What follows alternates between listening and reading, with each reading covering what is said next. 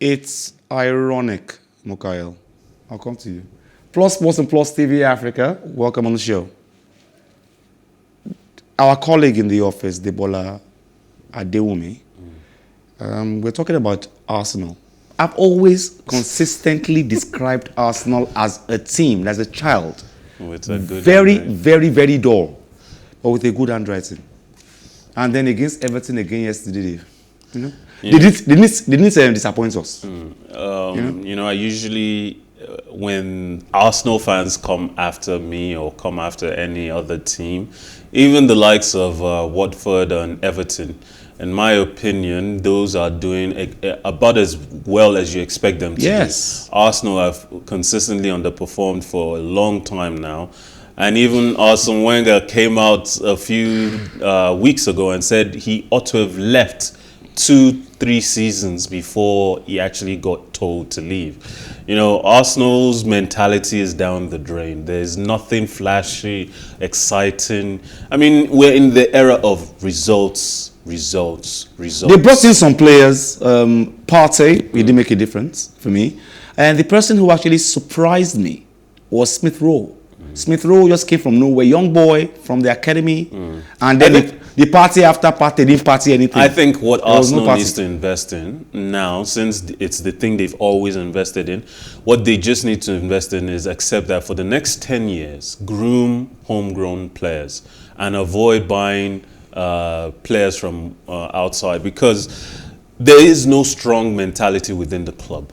Instead, they end up buying all these players from outside to bring in maturity, to guide the youngsters.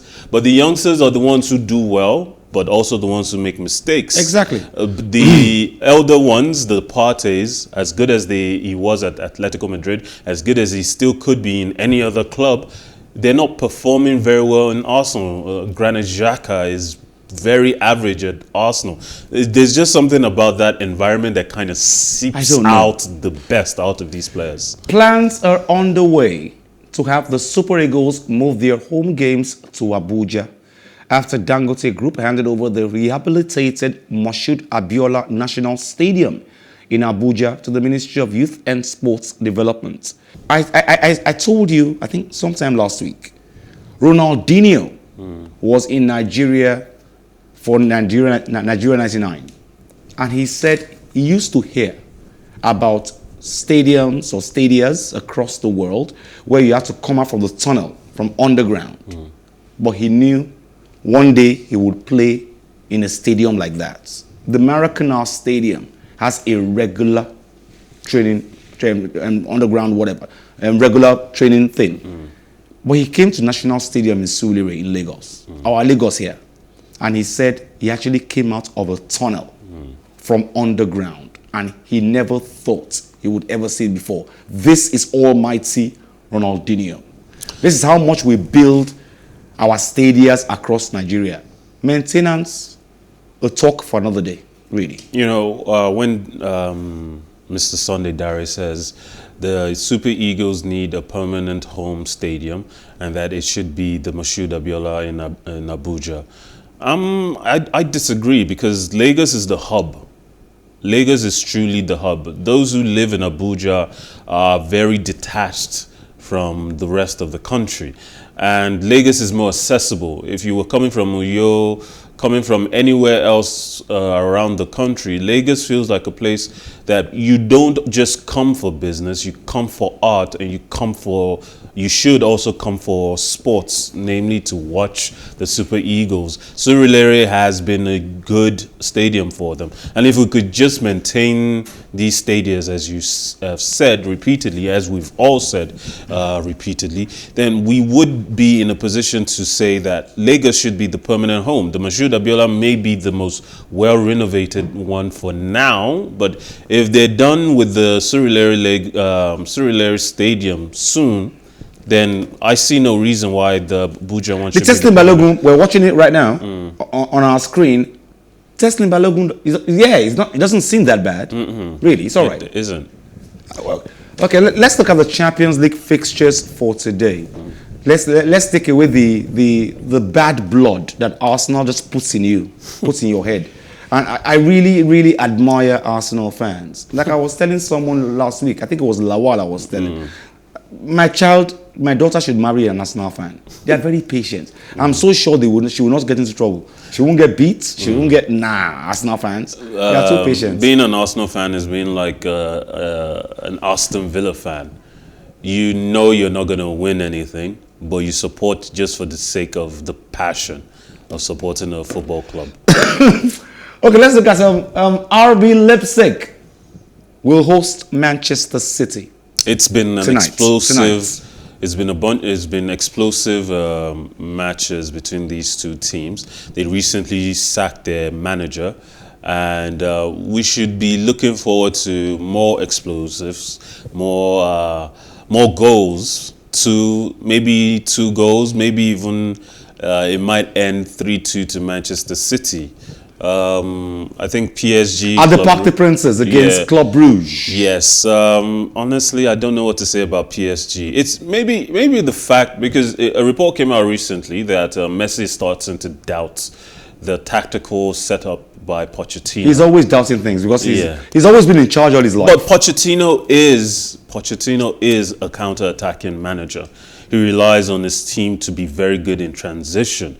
No matter how well they control possession, because they do have the players for that, the best attacking instincts that he brings out of his players is when they are in their movement. Before I go to the most important match at this point, I don't. Let's look at Real Madrid hosting Inter Milan. Well, Benzema is going to be out. I would like to see if Jovic can finally maintain some kind of consistency and find his footing in Real Madrid. If he does, Real Madrid won't have to miss Benzema for too long. There's plenty of reports that they're looking to bring in Haaland and Kylian Mbappe next season. It will beg the question where Benzema will end up. But if this is a good opportunity for Jovic to stake a claim and maybe give them an impression that Benzema might be ready to be phased out gradually for a new strike force. As far as today is concerned, the match everybody's talking about. Milan host Liverpool. Liverpool have mathematically qualified already. Milan have struggled this season after years of being absent from the Champions League. Where is Zlatan? Well, injuries. He said that he's relishing the chance to take on the 3 most daring strikers in the world: Sadio Mane, Mo Salah, and Firmino. Firmino is out, so we've got Diogo Jota. Yes, equally adept at scoring and creating chances. And he says he wants to take, it's Zlatan. He wants to take on them one-on-one, just 1 against 3 men. He's not going to get his chance. Of course not. The truth is, Zlatan has never been, as good as he has never been the god of football that he believes himself to be. The likes of Messi and Ronaldo have consistently outshined him for the last 15 years. Obviously, it wills to be an exciting match because Zlatan brings a kind of passion, it brings a kind of dominance to a pitch, and we'll like to see that every time. Milan could win. There's every good chance that Klopp will rotate his squad to rest them. To rest the guys, Yes, and they'll give Milan a final chance to qualify for the Champions League final 16. So if they do lose this game, they won't qualify. They won't qualify. Now in the Arab Cup, Tunisia scored top spot in Group B on Monday after a 1-0 victory over the United Arab Emirates, thanks to a first-half goal by Sedi Fedine Jaziri. The United Arab Emirates, who needed a draw to top the group and secure qualification, would have crashed out if Syria beat Mauritania, that was still seeking its first ever Arab Cup points. Now Mauritania pulled off a late win over Syria to help the UAE progress into second place. We have consistently spoken about Debola Adeomi. Let's look at the Everton match as it happened. Okay.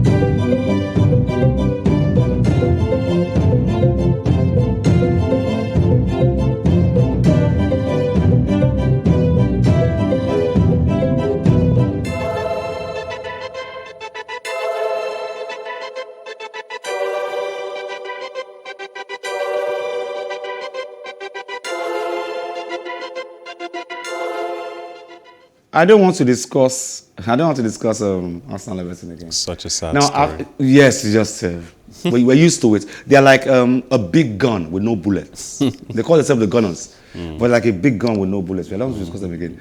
After a year's delay, and often against the backdrop of cavernous, nearly empty venues, the Tokyo Olympics themselves provided plenty of high drama.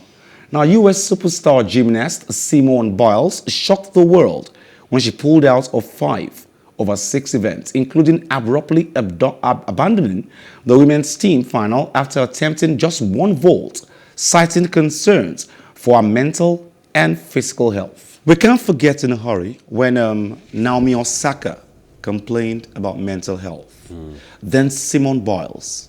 And we've got people like Novak Djokovic, Lewis Hamilton, different sportsmen saying, listen, you must respect the mental health of these people. Athletes. Now, let me use us, small us, as an example.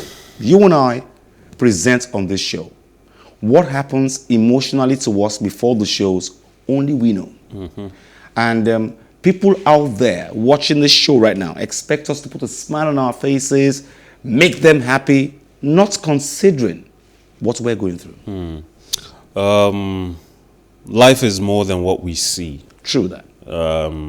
And athletics is an option that many people have taken up for the sake of living their dreams. For some people, athletics, sports of any kind, isn't the end goal. It's a means to an end. It's an escape from poverty, from a terrible childhood.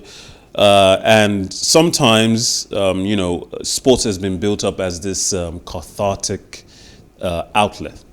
But even within it, especially for these professionals, there are stresses, there are pressures that go beyond sports. In their personal lives, they have stresses, and within sports, there are pressures that compound those stresses. And unfortunately, for too long, it's been like what we see, what they display, which is what we fall in love with, the work ethic, the passion, the drive. We forget that there are people underneath these adjectives. Adjectives do not describe people. They are just labels we put on understanding who they might be, not really who they are. And a lot of these people are coming out now and saying, I have these issues and no one is helping me with it. Nobody cares. The organizers are barely interested. My staff, the people who are supposed to help me manage my life, they are all dependent on me to succeed so that they can make an ends their livelihood. And I have to take all of their concerns on board of mine. Sure. Let's move forward. U.S. we've heard, it's been in the news. The Muslim augurs in China, how the workers are being treated, and U.S. diplomats insist and say, listen, we are not going to be at the games. And you were saying earlier before the show that Australia might follow suit. Britain is likely to follow suit. Now, Joe Biden had his assistants announce that they will not be at the games, Olympic Games in China. Hoo-ha! Once and for all, we will not be at the Olympic Games. There's no. The U.S. will not be diplomatic about words. We will not be there. We will not be involved in the fun fair. We will wish our athletes good luck. We will not be there. You know, the China dilemma it should be a concern for all of us because this is a major world power. This is a government with a lot of economic reach in all over the world, in the Middle East, in Africa, and a lot of goods that they produce, manufacture, are sold in Europe. So the world economy is highly dependent on them. After all, they're the second biggest economy in the world. True. That leadership position imbues upon anyone who occupies it responsibilities. You will be queried, you will be questioned about how you do what you do, why you do what you do.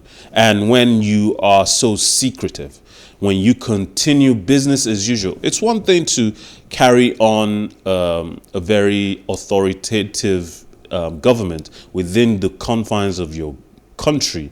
But when your actions as a government inflict pain on people who are, by all intents and purposes, citizens of the world. True. They might be Chinese, you might call them Chinese, but you know, the borders are just lines drawn on a map. Exactly. People move across Just those borders. fences, just lines, really. And a lot of these people who are today called and nationally referred to as Chinese have ethnicities that go beyond the Chinese border. True. And you cannot say, and as such, they have families, extended or even close relatives who are living beyond the borders of China, who worry about them, who petition governments about them. True that. And when you say that you're trying to re-educate these people, but we know for a fact that some of the goods that China are selling to the rest of the world, some of it is being produced in these camps under forced labor.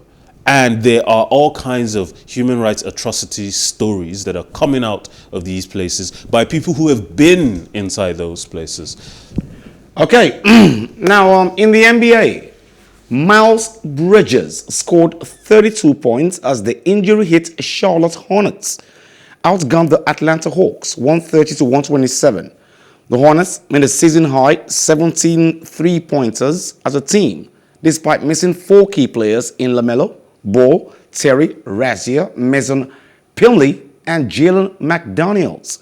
Trae Young and John Collins combined well in the third quarter to overturn an 11-point deficit and take the lead for the Hawks.